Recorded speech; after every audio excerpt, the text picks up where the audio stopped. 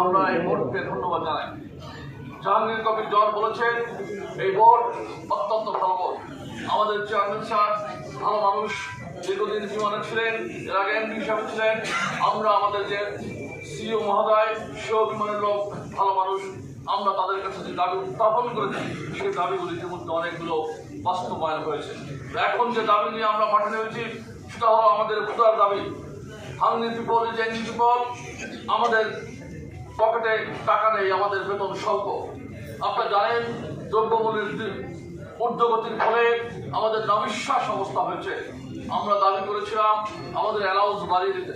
আপনারা জানেন 20 বছর পূর্বে দেশনেত্রী বেগম খালেদা জিয়ার সময় এই অ্যালাউন্স দেওয়া হয়েছিল।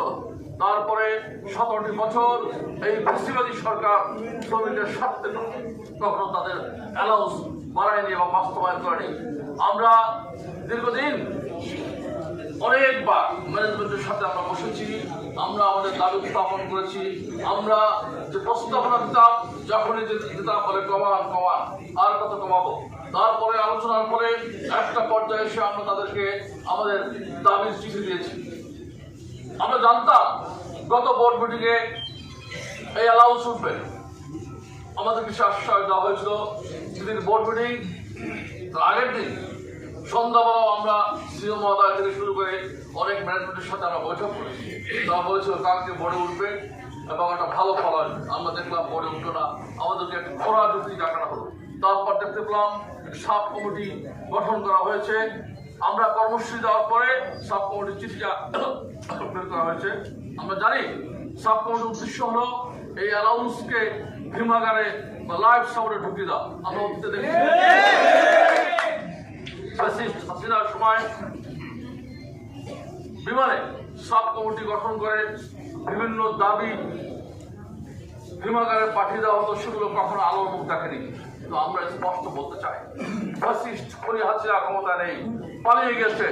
বিমান হাসিনার আমলের মতো চলবে না, ভুলে যেতে হবে শেখ হাসিনা নয়, ওই খুনি হাসিনাকে রাজপথ থেকে আমরা তাড়িয়ে দিয়েছি। আমরা আপনাদেরকে ভয় করি না, আমাদেরকে চোখ রাঙানি দেবেন না, আমাদেরকে পুলিশের ভয় দেখাবেন না। আমরা জেলে থাকতে জানি, আমরা চাকরিচ্যুত হতে জানি, আমরা গুলির সামনে মুখ পেতে দিতে জানি।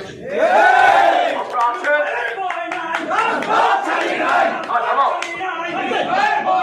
আমি বিশ্বাস করি এই বোর্ড সবচেয়ে ভালো বোর্ড।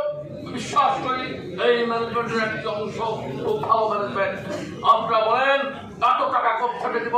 আমি যদি প্রশ্ন রাখি কার স্বার্থে নারীতে ফ্লাইট চালাচ্ছেন প্রতি